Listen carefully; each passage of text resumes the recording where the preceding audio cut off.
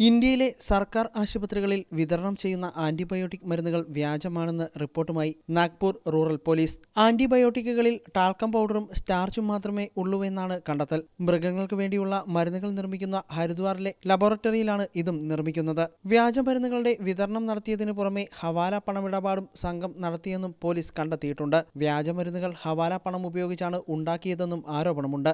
Drug ഇൻസ്പെക്ടറായ Nitin ഭണ്ഡാകറാണ് ആശുപത്രിയിൽ വിതരണം ചെയ്ത ആന്റിബയോട്ടിക്കുകൾ വ്യാജമാണെന്ന് കണ്ടെത്തിയത്. തുടർന്ന് മരുന്ന് വിതരണം നടത്തിയ വിതരണക്കാർക്കെതിരെ കേസെടുത്തു.